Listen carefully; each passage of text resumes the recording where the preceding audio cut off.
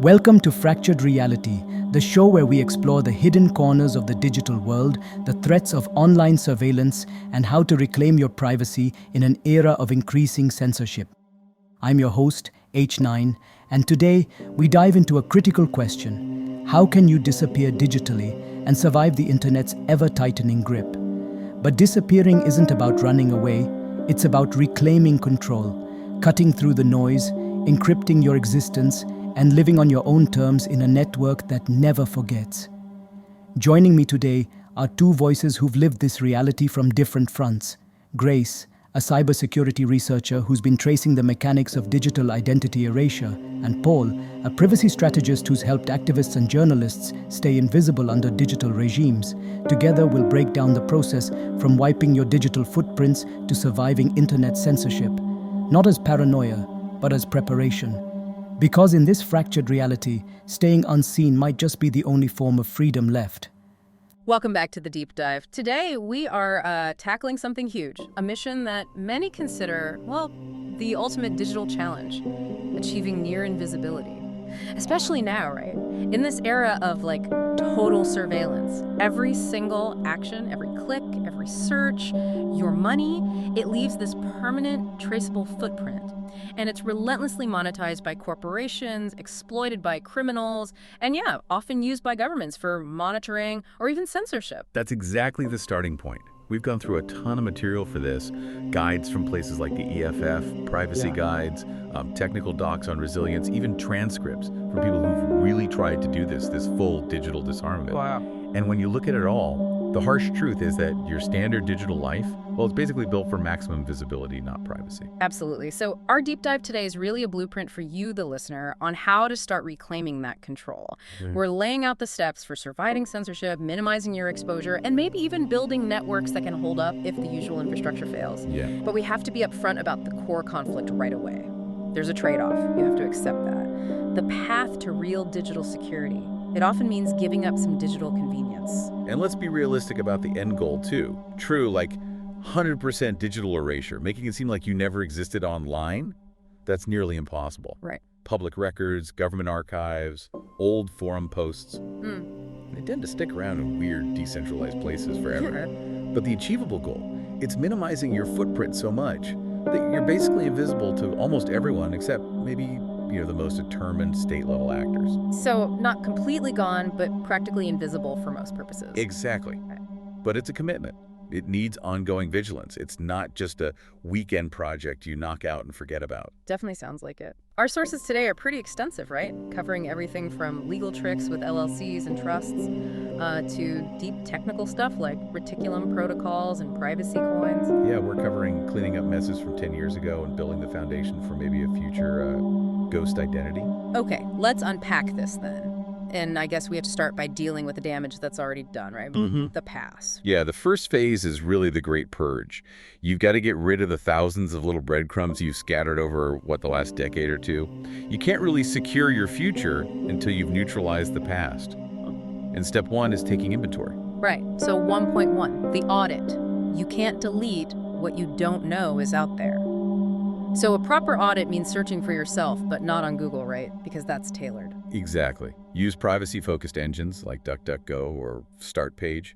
They give you a much rawer look at what the general public might see if they search for you. And it's not just search engines. Oh no, you have to go deeper. The source is really stress-checking those people finder sites. The ones designed specifically to profit from selling your private info.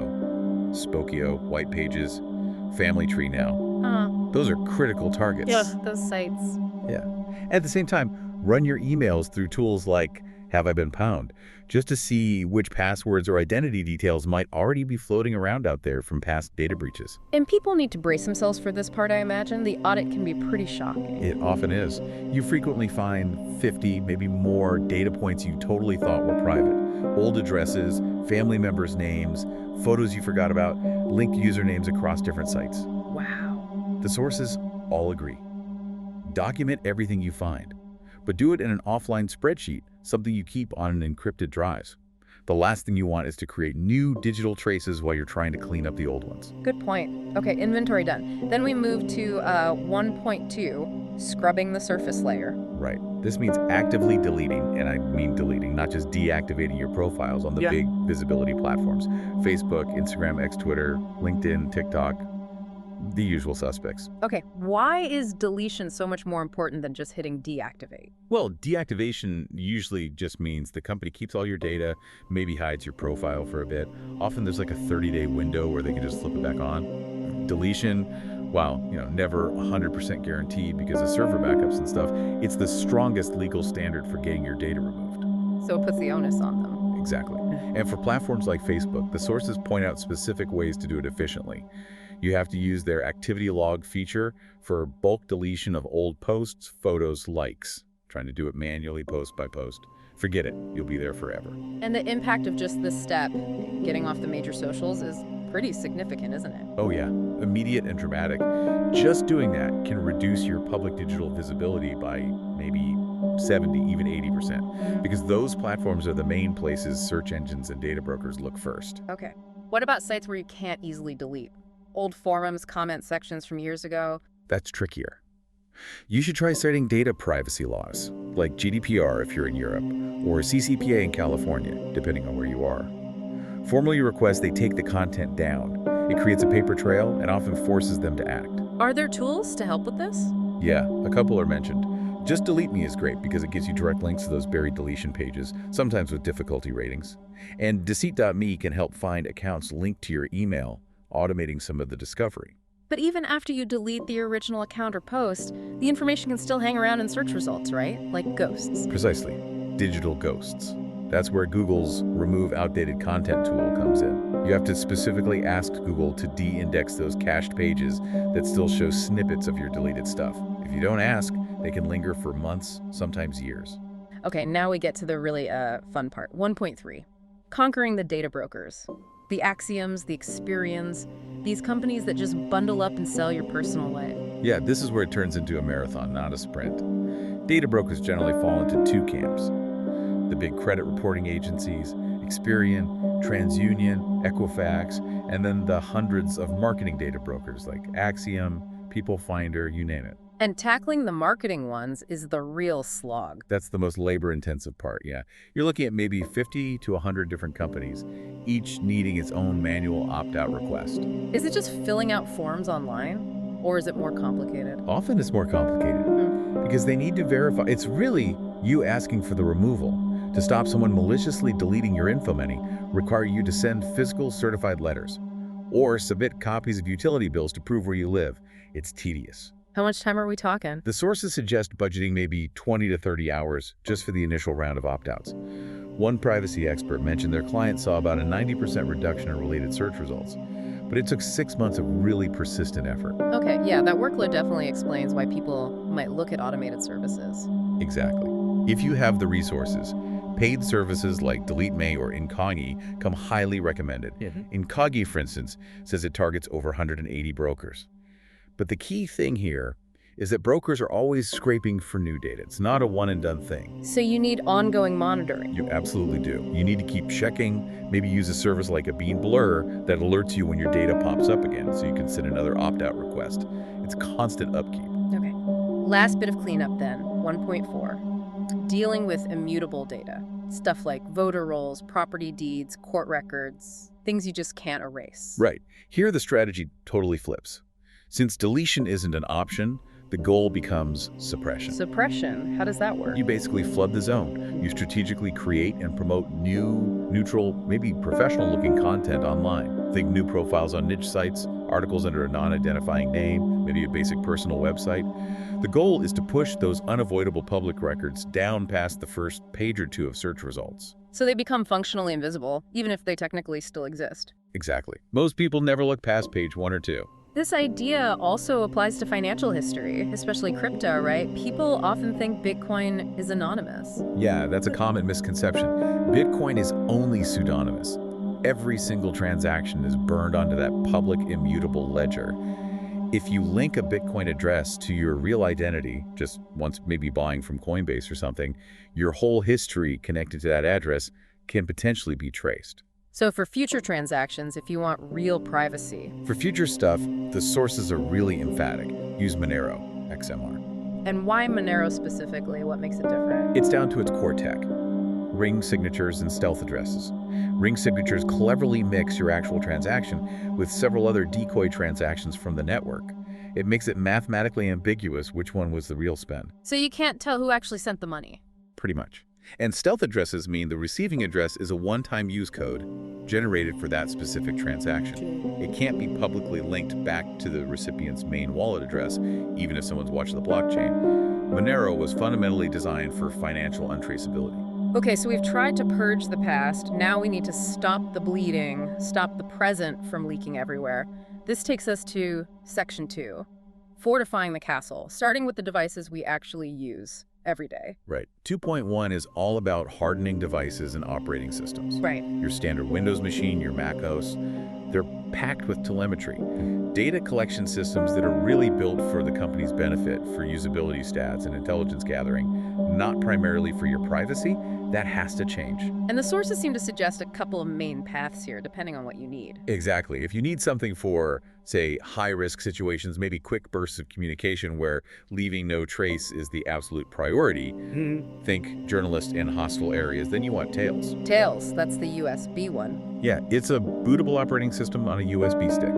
It forces all internet traffic through Tor, and it's designed for what they call amnesic sessions.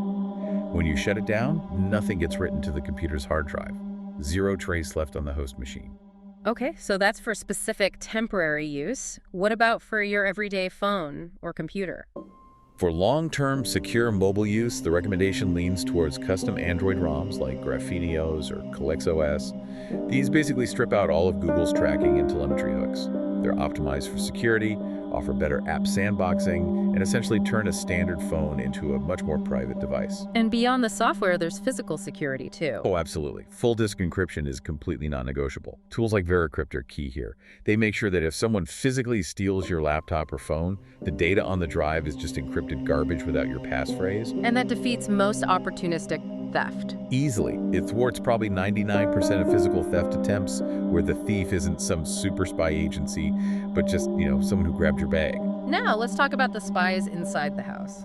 Smart devices. I think people really underestimate how much data these things leak.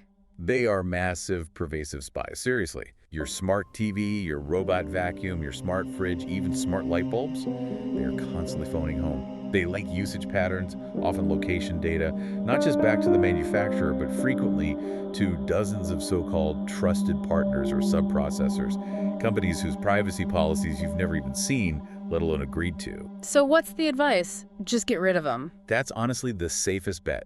Ditch them if you can, or at the very least physically disable any microphones or cameras on them. Tape over the lens, cut the mic wire if you have to. But what if you feel you need them, like a smart thermostat or something? Is there a way to mitigate the damage? Yeah, the best defense here is something called a Pi-hole. It sounds technical, but it's basically software, often run on a super cheap Raspberry Pi computer that sits on your home network. And what does it do? It acts like a DNS sinkhole. So when your smart TV tries to send data to, say, analytics.samsung.com, the Pi-hole intercepts that request and basically says, nope, don't know that address. It blocks the leakage traffic before it even leaves your house. Huh, that's clever. It's an elegant, pretty cheap way to just starve these devices of their ability to constantly report on you. Okay, moving on to 2.2. Anonymous browsing. Probably the single biggest piece of identifying info you broadcast is your IP address, right? It's the digital breadcrumb number one. Leads straight back to your physical location via your internet service provider. For really high anonymity, Tor is still considered the gold standard. The onion analogy. Exactly. Your traffic gets wrapped in multiple encryption layers and bounced randomly through at least 3 volunteer-run servers, or nodes. No single node knows both where you started and where you're going. It's incredibly effective at bypassing censorship, too. Something like 95% effective globally. But the big drawback is speed, isn't it? Tor can be really slow. Yeah, it typically slows your connection by maybe 2 or 3 times. Forget streaming high-def video or downloading huge files, which is why a lot of people turn to VPNs instead. So, VPNs. They encrypt your traffic from your ISP, but the security really depends on trusting the VPN provider. Totally. You have to choose a reputable provider. One that's been audited, has a strict no-logs policy.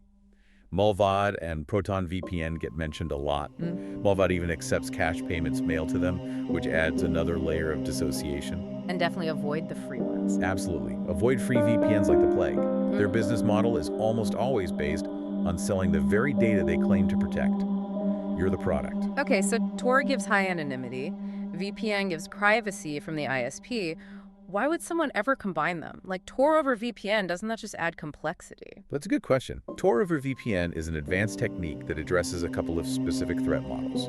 First, it hides the fact that you're using Tor from your ISP. As we'll discuss, just using Tor can sometimes flag you on certain systems. Second, if the first Tor node you connect to happens to be malicious, maybe run by an intelligence agency, they'll only see the IP address of your VPN server, not your actual home IP address. It adds a significant layer of defense for very high security needs. Okay. And the browser itself, the sources are pretty clear. Ditch Chrome. Yeah, Chrome is basically a data harvesting tool for Google. The consensus is to switch to Firefox. It's open source and highly customizable for privacy. Then you load it up with essential extensions. Like? uBlock Origin is crucial for blocking trackers and ads. HTTPS everywhere forces encrypted connections whenever possible. And really important for what we'll talk about next, multi-account containers. This isolates your cookies and site data between different online personas or tasks. And search engines. Get off Google search, too. Immediately, switch to something like DuckDuckGo or Startpage. They don't track your searches, they don't build profiles on you. It breaks that feedback loop where Google knows what you're thinking before you do. Let's talk 2.3. Communication and email hygiene. This feels like where convenience really fights security. People love their easy messaging apps. And that convenience is a huge liability. You really need to switch to secure end-to-end encrypted messaging. Signal is basically the universal recommendation. Why Signal specifically? Its encryption protocol is open source and heavily audited. But crucially, Signal is designed to store almost no metadata. Even if they get a court order, they have practically nothing useful to hand over. Plus, it supports disappearing messages, so conversations don't linger forever. Definitely avoid standard, unencrypted SMS texts. And email. Moving away from Gmail or Outlook seems fundamental. It really is. Those services scan your emails. You need to move to a provider like ProtonMail or Tutanota. They offer end-to-end encryption, but the key is zero-access encryption. Meaning the encryption keys needed to read your emails are stored only on your device, not on their servers. They physically cannot read your emails, even legally compelled to. They just don't have the key. Okay, this all leads perfectly into this core concept that seems to transform digital life. Compartmentalization. Or as the sources put it, kind of living 100 separate lives. Yeah, compartmentalization is key. It's the practice of strictly separating your different digital activities and identities. If your work life have one set of accounts and emails, and your personal browsing has another, and maybe your activism has a third completely separate stack, then a compromise in one area can't easily spread to the others. So no more using my one trusty Hotmail address for absolutely everything, from bank accounts to signing up for pizza coupons. Definitely not. You need siloed email addresses, unique usernames, different passwords for every single different purpose or context. That sounds like a management nightmare, though. It can be, which is why alias services like Simple Login or AnonAddy are so useful. They let you create hundreds of unique disposable email addresses that all forward to your main secure inbox, like ProtonMail.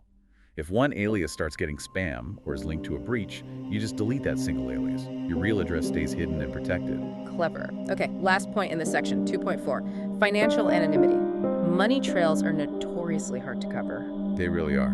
We already stressed Monero XMR as the crypto of choice because of its built-in untraceability features, the ring signatures, and stealth addresses. But the next challenge is getting it anonymously in the first place. Right. How do you buy Monero without linking it back to your regular bank account, which usually requires KYC, know your customer info? The sources mention two main routes.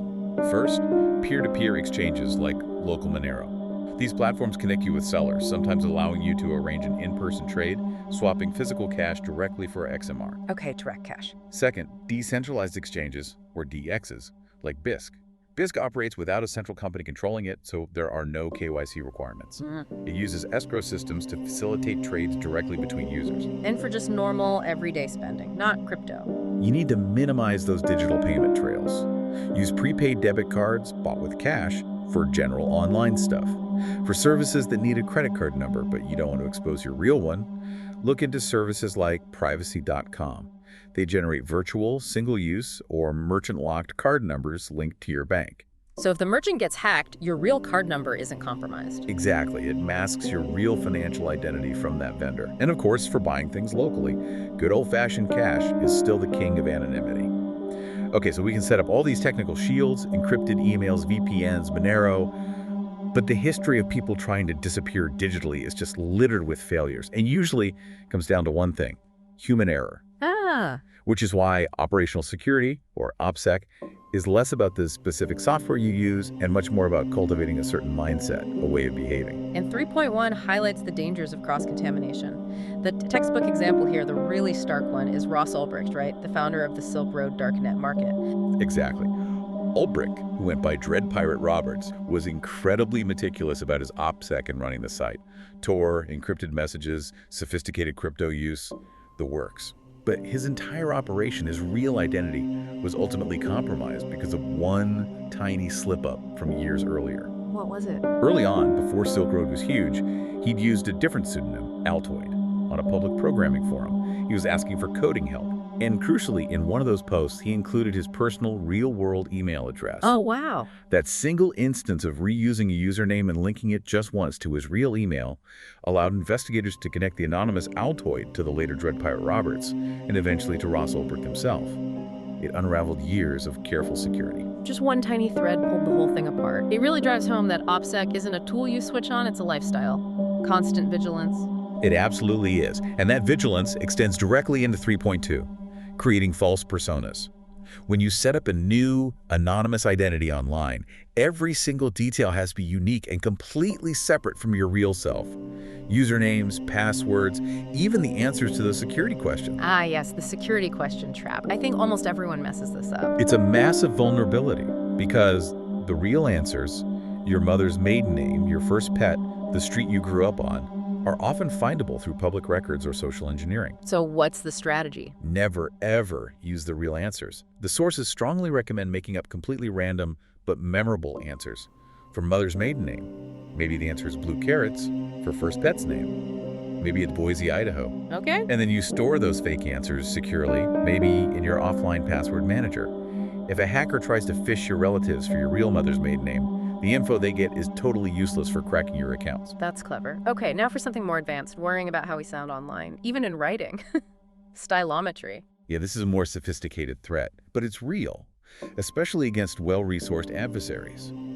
Stylometry is the science of identifying someone based on their unique writing style. How does that work? It analyzes linguistic patterns, not just what you say, but how you say it. Things like your average sentence length, your typical punctuation habits, favorite words or phrases, common spelling errors, even using specific filler words like, okie dokie or something consistently. So if my anonymous online persona writes exactly like my public professional emails, a sophisticated analysis could potentially link those two personas together, even without any other shared information. It means you consciously have to try and write differently for each separate identity you maintain. It requires real mental discipline. that level of dedication really pushes us into the next stage, 3.3, which involves legal and physical world stuff.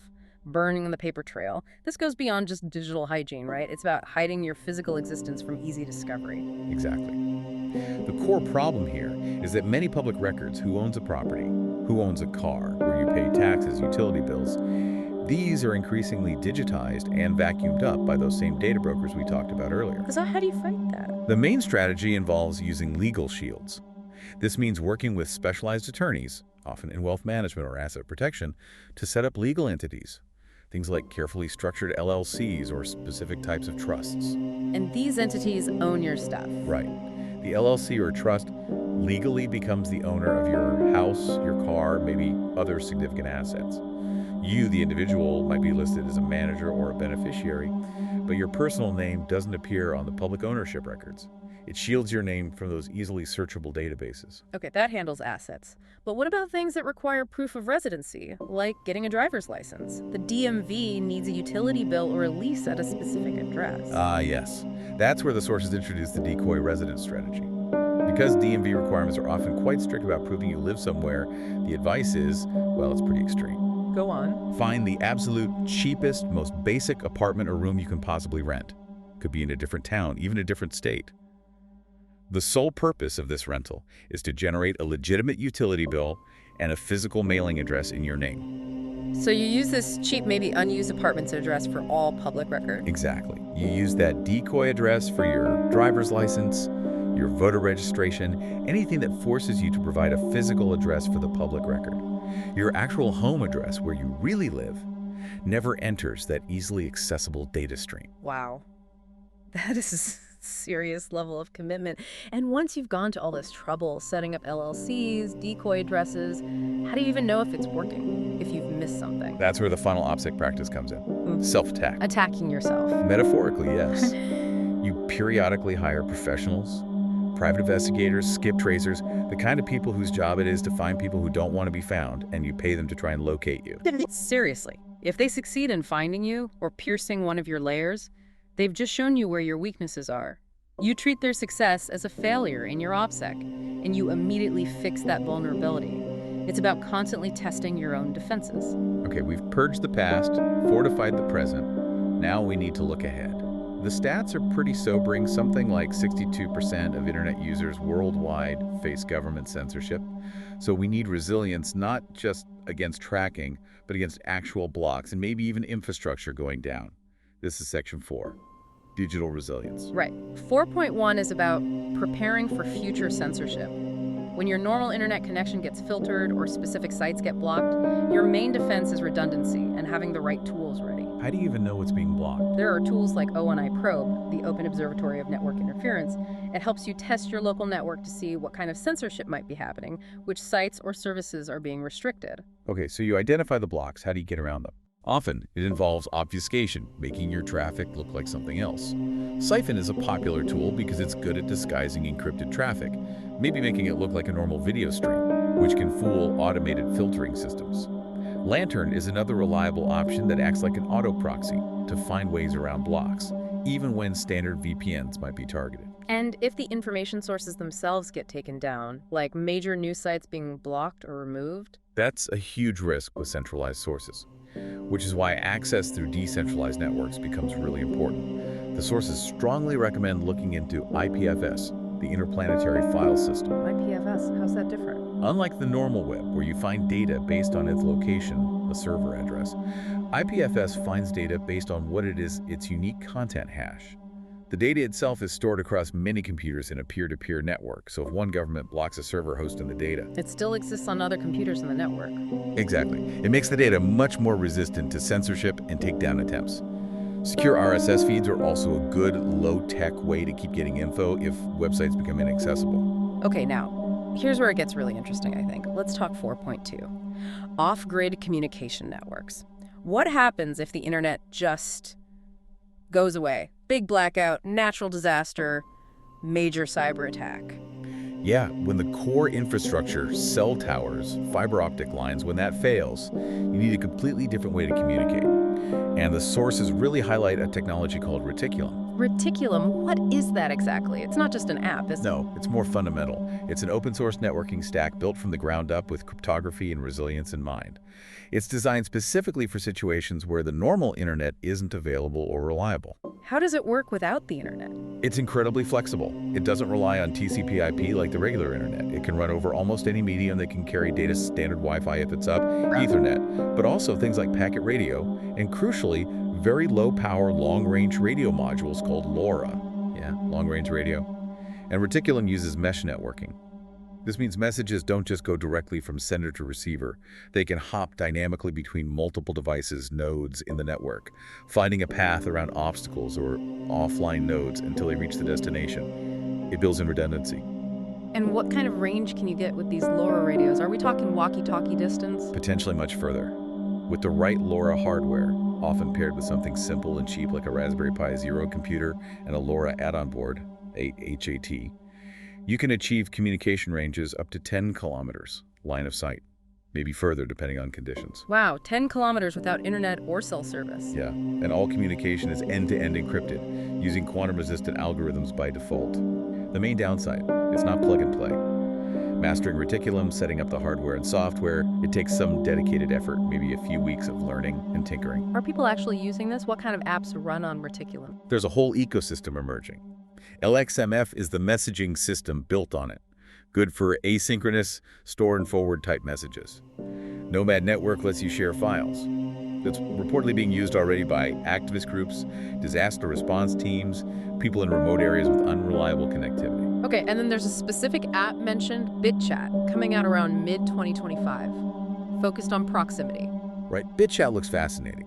It's designed specifically for communication in dense areas where maybe the cell network is overloaded or shut down. Think large protest concerts, disaster zones. How does it work? It's decentralized, open source, and uses Bluetooth mesh networking. Your phone uses Bluetooth to connect to other nearby phones running BitChat. Messages then hop from device to device through the crowd. So my message could travel quite far just by bouncing off other people's phones nearby. Potentially several kilometers in a dense enough crowd, yes. And it works entirely without needing SIM cards or Wi-Fi access. It creates this temporary, localized, censorship-resistant communication bubble. That's incredibly clever. Okay, this level of resilience isn't just about communication, it's also about having access to information and tools, right? Which brings us to 4.3, offline AI and data backup. Exactly. If the internet goes down, or if major cloud providers start heavily censoring their AI tools, which is already happening to some extent, relying on things like standard ChatGPT or Google Gemini becomes a huge risk.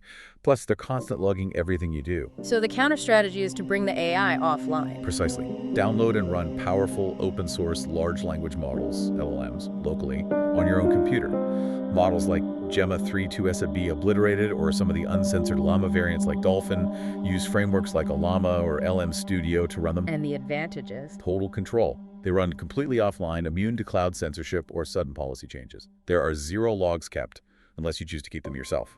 The trade-off is hardware, though. You generally need a decent graphics card, like an NVIDIA RTX 3060 or better, to run these larger models efficiently. Okay. And finally, the basics. Backing up the data you've worked so hard to protect. Can't forget the fundamentals. The gold standard is the 3-2-1 backup rule. That means keep at least 3 copies of your important data. Store them on 2 different types of media, like an external hard drive and cloud storage, or 2 different drives, and keep 1 copy physically off-site. And use encryption for those backups. Always.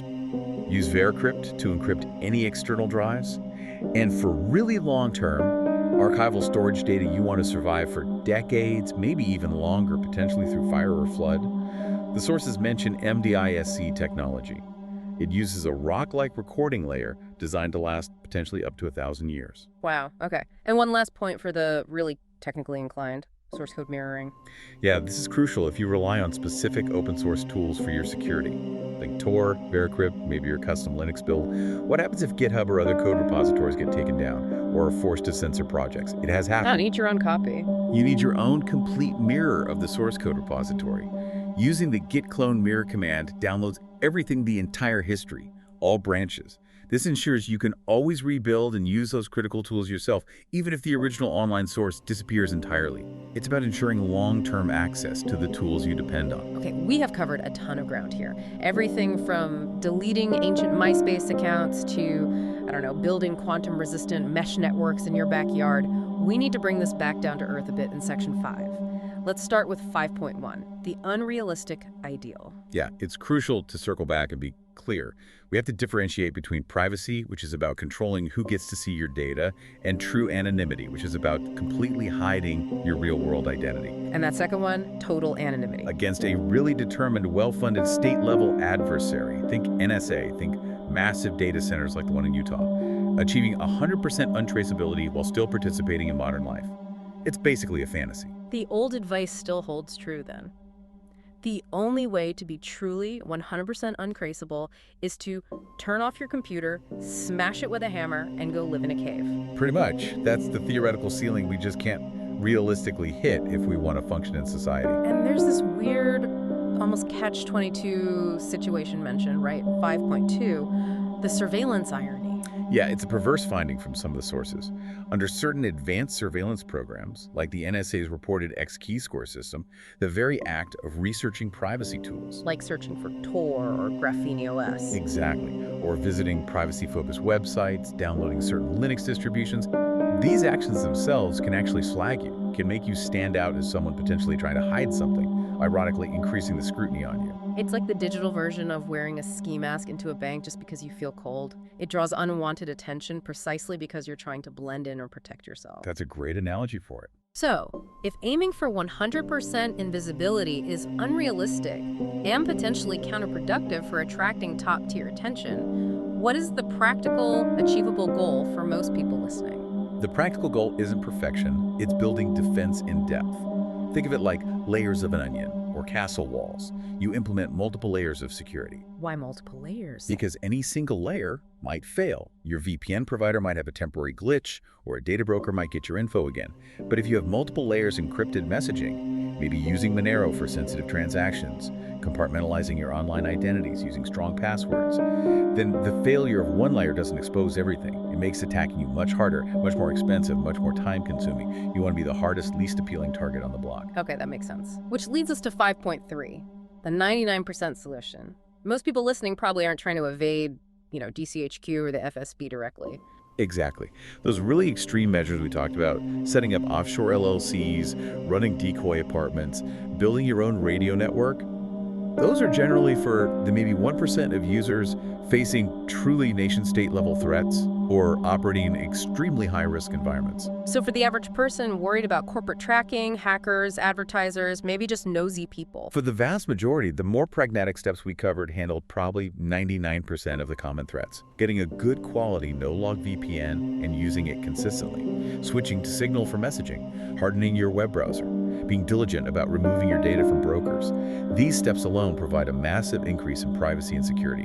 They reclaim huge amounts of your digital autonomy. And they're achievable without needing an engineering degree or a lawyer on retainer. Right. It's a life-changing improvement that's within reach for most people willing to put in some initial effort and adjust a few habits. And finally, 5.4 is just a reminder. This isn't a one-time fix. OPSEC is a continuous audit.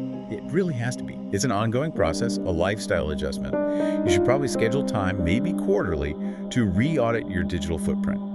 Check if data brokers have picked you up again. Test your browser's fingerprint using tools like the EFS Panopticlick to see how unique you look online.